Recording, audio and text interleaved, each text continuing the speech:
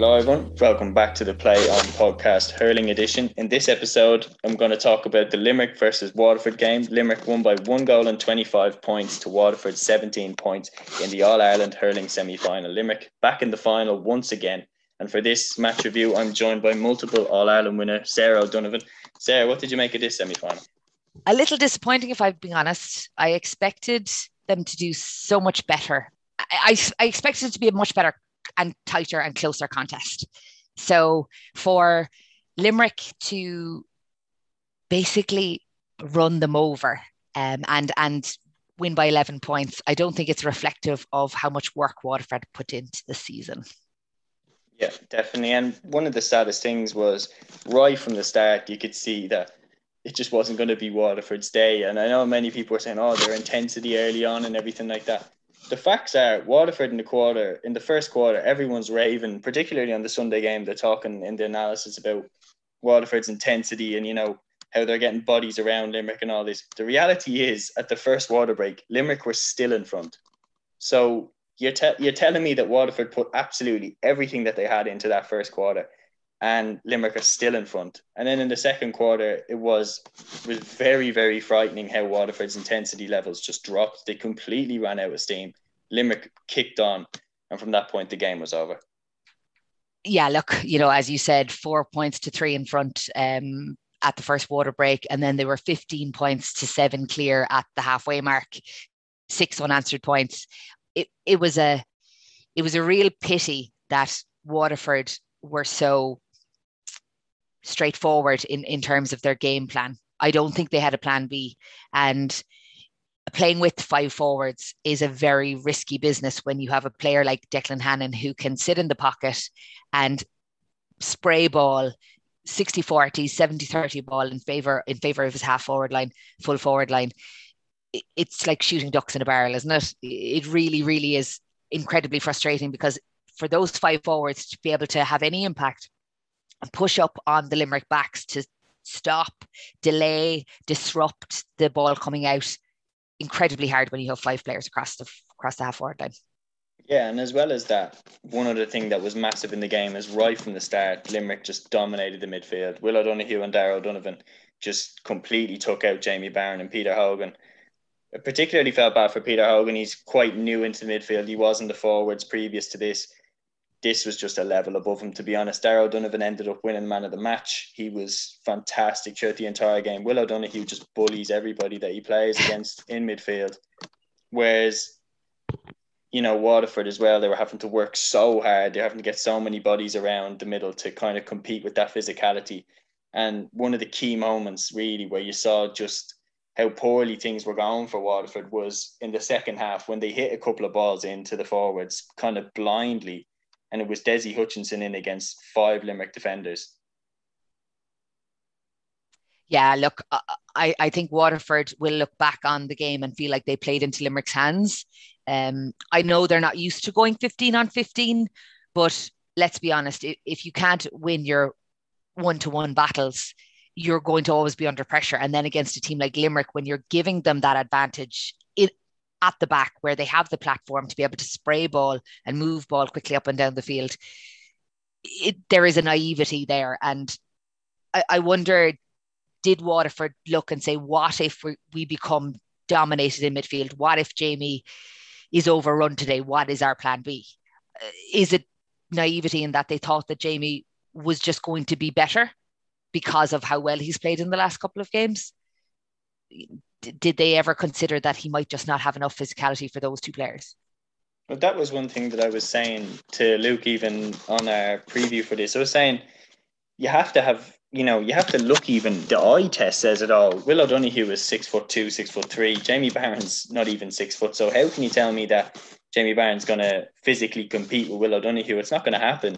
And right from the start, particularly when you add in Hegarty, Tom Morrissey, Keane Lynch, Declan Hannon, Kyle Hayes, Dimmer Burns, Limerick are absolute giants around that area. And when Jamie Barron was moved into the full forward line, he got a lot more joy. And I think right from the start, it would have made a lot more sense to kind of put Austin Gleeson on Will O'Donoghue. He can match him physically. And then see if Jamie Barron can kind of get a bit of joy out of a Barry Nash or a Dan Morrissey just trying to use him for pace. Because when you put Gleeson in on Dan Morrissey, it's food and drink to him. Agree. Hindsight is a great thing, but like, it didn't matter what side of the pitch Limerick were targeting with their distribution. They had 11 different scorers over the course of the game. They were shooting from every angle.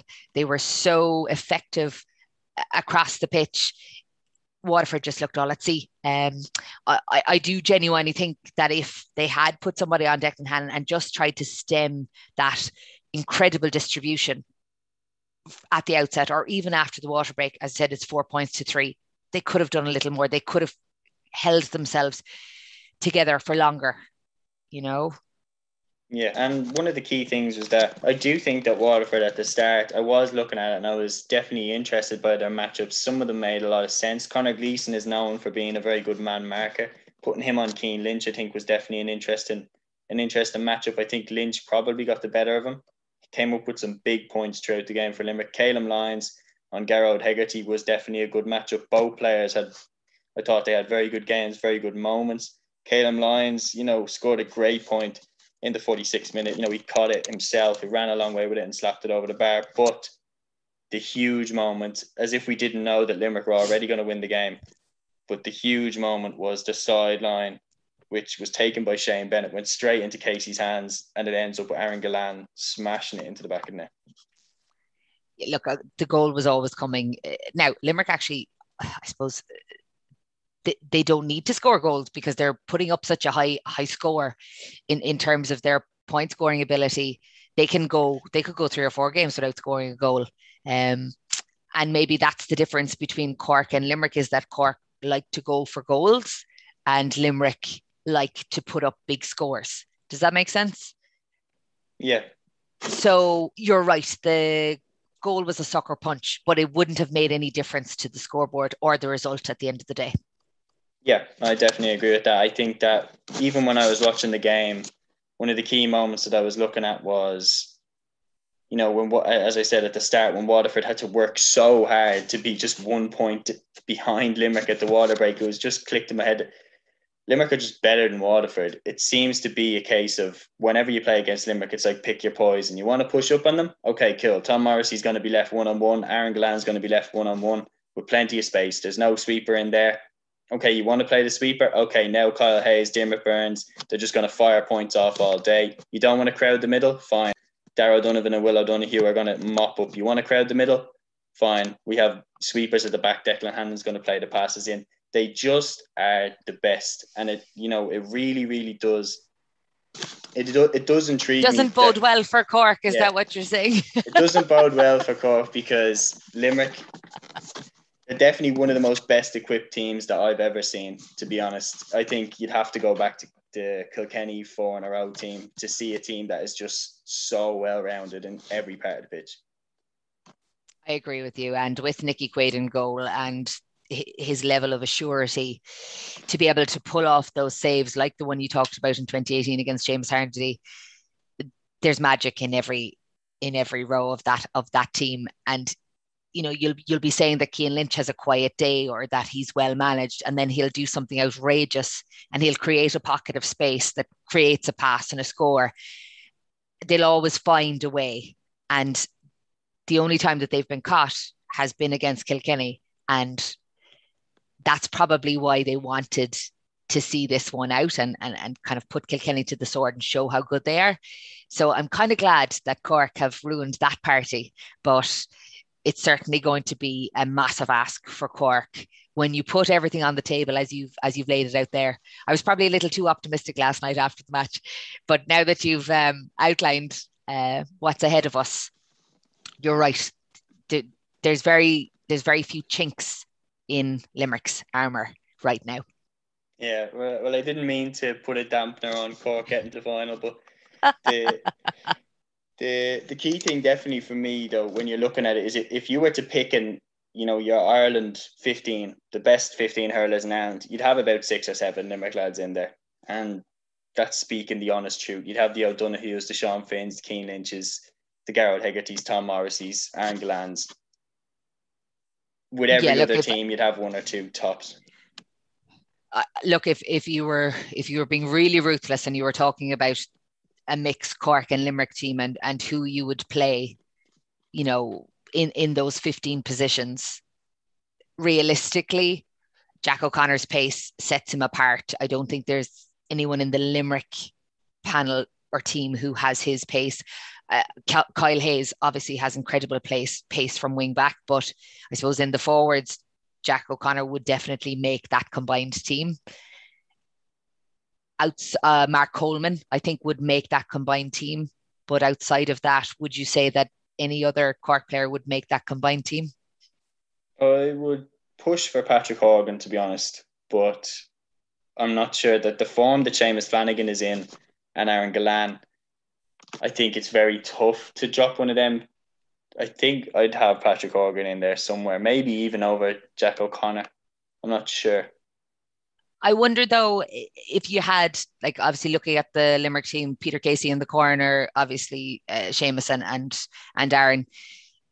Seamus and Aaron, possibly quite similar to Patrick Horgan, but Jack O'Connor adds that electric pace. So if you're being really ruthless, I think Jack would go into that forward line as a corner forward. Yeah, it's hard to argue with that. And then it's hard to see really who else gets into the team. I would take Mark Coleman in there. Yeah. But, the way that Dan Morrissey, the way that he comes back into the team at fullback and all of a sudden just they go, particularly the huge indicator for it was when he came on in the Munster final against Tipperary, and all of a sudden there was just nothing down there for Tipperary anymore. He caught absolutely everything. His impact now on Limerick is huge. And I think that's why Jack O'Connor's pace is so important, because coming in from the side and attacking a full back at that speed, it allows very little in the way of, I suppose, an interception by Dan. If you're going route one on top of Patrick Horgan, then that's bread and butter for Dan, isn't it? So you definitely need direct running. You need him to have to make a decision between staying with Patrick Horgan or having to move on to somebody like Jack or move on to somebody like Shane Kingston, who's buzzing around. They're going to have to be so direct and basically split that full back line and make them make choices the way that Cork made choices back in 2013. That will probably be the only way to kind of undo that dominance that they've shown since the Tip game. Yeah, and one of the key things, I look particularly at the Clare versus Tipperary game as an example of how they can potentially get some joy out of this Limerick backline, is the way that Clare managed to manipulate the situation that Paddy Maher ended up cornerback marking Ian Galvin, and then they left Cathal Barrett on Tony Kelly at full forward, and then it was actually Ian Galvin who managed to really get the better of Paddy Maher in the opening minutes because Cathal Barrett had switched over to mark Tony Kelly. And if they can get Dan Morrissey almost marking Jack O'Connor somehow, I'm not sure how, I'm pretty sure Sean Finn will pick up O'Connor, but if they can manage to manipulate that Morrissey has to deal with pace instead of physicality like he's used to, there could be a bit of joy there for them. I agree. Now, Hugh Lawler didn't move from Pat Horgan yesterday. I genuinely think that a player like Sean Finn or even Richie English coming into the setup, you'll see Jack O'Connor's goal came really late yesterday. I think Limerick would be wise to that and say, okay, yes, his pace is electric, and yes, it's hard to keep up with him. But we have Sean Finn here, we have Richie English who can come in and do the second 30 minutes. They have players who could potentially double job on Jack O'Connor over the course of 70 minutes, So I think they'll probably go with pace on pace for that and keep Dan in full back. We probably won't get the same joy that Clare managed to get on Tip. Yeah, no, I think that the Limerick, they're very well managed as well. John Kiley, definitely runs a smooth machine there. But, if you were in the Cork camp now, if you're the management camp, what chink of armour would you look to get at there in Limerick now? I certainly wouldn't allow Declan Hannon to have the freedom of the city. So I think it has to start there. I think there has to be distribution has to be nullified. So the half back line is the platform for everything good in Limerick. And in order to stop them, delay them, disrupt them, there's going to have to be a heavy emphasis on those three positions and standing them up and being really strong on it, and then trying to possibly draw them out and forcing them to come a little further out the field so that we create the space that Limerick are so good at creating for Gillan and Seamus Flanagan. We create that space for Jack, for Pa Horgan, and, you know, I suppose that's what we need to do, is draw them out, create the space. Yeah. Easier said than done. Yeah, hit them for pace as well. Yes, yeah. Hit them for pace, hit them for goals as well. That's something that they didn't manage to get done really in the Munster semi-final. That was something that, you know, we were looking at and we were saying if Cork can hit them for about 3 goals, it could switch up the game entirely. But Limerick really held them that day, and they're going to have to hit them hard, and they're going to have to hit them early. I think they're going to have to shake Limerick up a bit. Limerick will know that's coming. They knew it was coming against Waterford. They knew that Waterford were going to hit them hard and hit them early. But with Cork, I think they have to hit them for goals early, not just, you know, run around, 3-man tackle, stuff like that. And I think they have to be brave, because if they play defensive the way that Waterford did, we've seen that it doesn't work. They have to, you know, show them no respect and really go for them. Yeah, I hope that they can mix it and create the space, create the pockets, create opportunities for direct running, but equally not allow Limerick to pick off points, because, you know, 125, what they scored on Saturday, 25 times Waterford left them shoot. Or certainly it would have been more. Obviously, there was wides involved, but 25 times you couldn't get up on your man. You know, I think you have to be so dogged in terms of ensuring that you don't allow them to score. And unfortunately, that comes at a price, and Cork will be tested to their limits. Yeah. Okay, guys. So that is our match review of the Limerick versus Waterford semi-final, and a quick little preview, if you like, of the All-Ireland Hurling Final itself. Finished Limerick 125, Waterford 17 points. It will be a Limerick against Cork All-Ireland Final. Can't wait for that. Sarah, thanks a million for coming on. No panic. Thanks a million, Seamus. Okay, guys. Thanks for listening to the podcast, and take care.